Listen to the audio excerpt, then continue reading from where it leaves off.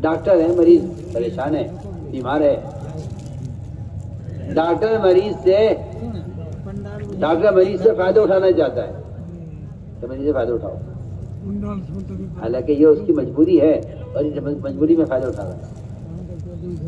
تو میں نے اس کی مثال میں آپ کو دے رہا تھا کہ لڑکی اپنے فاقے سے مجبور تھی، اس نے آ کر مال کا سوال کیا، اس نے اس سے خدا نعوذ باللہ زنا کا سوال کیا کہ ٹھیک ہے میں آپ کو مال دوں گا مگر میری شرط یہ ہے کہ اپنے بدن کو میرے حوالے کرو۔ اس کے فقر نے اسے مجبور کر دیا، اس نے کہا جی ٹھیک ہے آپ بھی جاؤ۔ یہ کہتا ہے اے اللہ میں اس کی ٹانگوں کے درمیان بیٹھ گیا اس سے گناہ کرنے کے لیے، مگر وہاں کوئی مجھے روکنے والا دیکھنے والا نہیں تھا، کوئی مجھے ٹوکنے والا بھی نہیں تھا، کوئی نہیں تھا جو مجھے روک دیتا۔ وہاں میں نے صرف تیرے خوف سے یہ کام نہیں کیا اور میں نے اس پر احسان کیا لڑکی پر، اس کو 300 سوری کے اشرفیاں اس کو دی کہ مال تو لے جا، میں یہ کام نہیں کروں گا۔ اس نے کہا، لڑکی نے کہا جب آپ کی خواہش پوری نہیں ہوئی اور آپ کسی کو کہا مال کیوں دے رہے، اس نے کہا میں یہ کام نہیں کروں گا، میں احسان کرتا ہوں تجھ پر، تو یہ مال لے جا اور یہ کام ہم نہیں کرتے۔ بتائے اللہ اگر میں نے یہ کام اس لڑکے پر یہ احسان میں نے تیری وجہ سے کیا ہے اور میں نے یہ گناہ تیرے خوف سے نہیں کیا تو ہمیں یہاں سے نہیں۔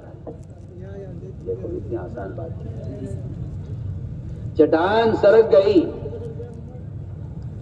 کسی نے کہا کہ اے اللہ میں نے ایک مزدور نے مزدوری کی پھر وہ چلا گیا، اس کے پیسے میرے پاس رہ گئے، میں نے اس کے مال سے نیا مالک تیار کیا، ایک وادی بھر گئی بکریوں سے اور بیلوں سے اور گائے سے اور چرواہوں سے، اور جب ایک برسے کے بعد وہ بہت 22 سال کے بعد آیا، کہنے کہا بھائی تم نے مجھے پہچانا؟ کہ ہاں پہچان لیا، آپ ہمارے یہاں مزدوری کی تھی آپ نے، کیا وہ میرے تھوڑے سے پیسے تیرے پاس رہ گئے تھے وہ دے دے۔ اس نے کہا نہیں دیکھ یہ پوری وادی جو تو لے جا یہ سب تیرا ہے۔ کہا تو جھوٹا، میرے ساتھ مذاق نہ کر، میں کوئی دل لگی کے نہیں آیا، مجھے جلدی جانا ہے، جلدی میرے پیسے دے، میں جانا چاہتا ہوں۔ تو دل لگی کر رہا ہے؟ کہا دل لگی نہیں کر رہا ہوں، میں حقیقت کہہ رہا ہوں، یہ پورا مال تیرا ہے تو لے جا۔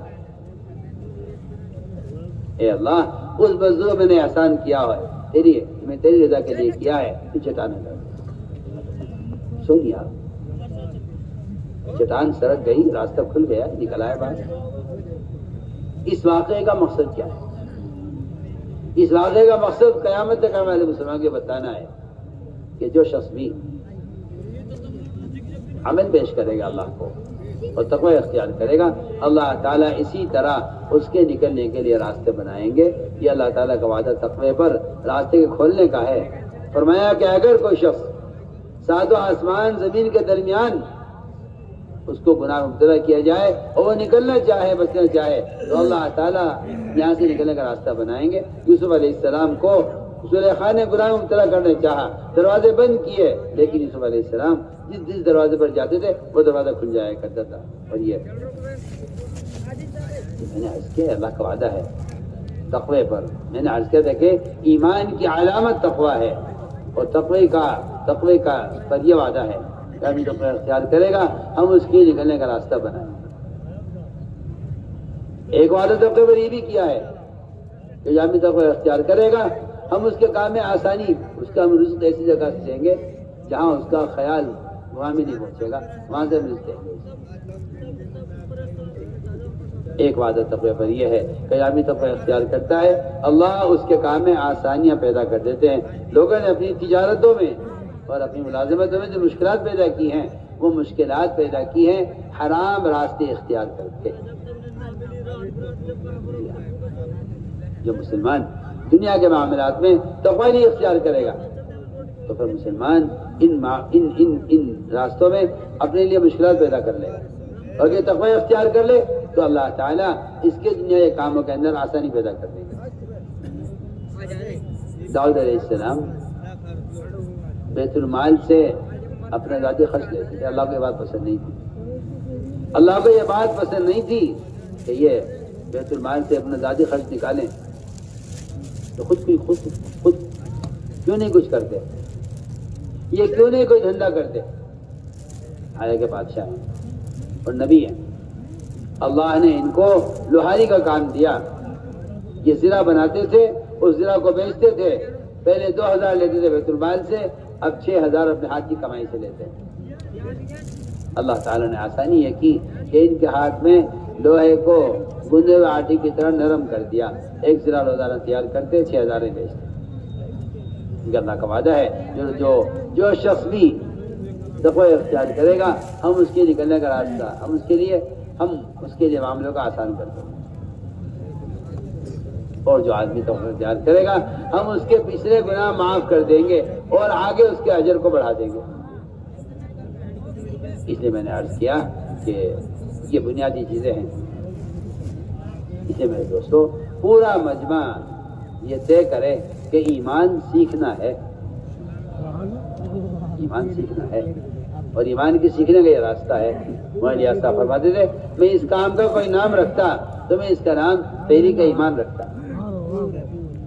اس کا نام میں تحریک ایمان رکھتا کہ یہ کام ایمان کی تکمیل کے لیے ہے. اور یہ بات بالکل خدا کی قسم پہ شدہ بات ہے کہ دعوت کے بغیر تو ایمان بنتا نہیں ہے.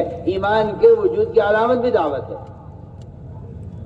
ایک آدمی اگر دعوت نہیں دیتا یعنی منکر ہوتا ہوا دیکھ کر اس سے نہیں بدلتا اور گناہ کرنے والے کو دیکھ کر اسے نہیں روکتا تو یہ اس کے ایمان کے ضعف کی علامت ہے. یہ ایک حدیث میں آتا ہے ایمان سب سے کمزور ایمان اس شخص کا ہے جو ہاتھ سے اور زبان سے گناہ کو دیکھتا ہوا دیکھ کر گناہ کو ہوتا ہوا دیکھ کر اس کو نہیں روکتا. کہ اس کا سب سے کمزور ایمان ہے. اعلیٰ ایمان یہ ہے کہ آپ گناہ ہوتا ہوا دیکھیں ہاتھ سے اس کو بدلیں.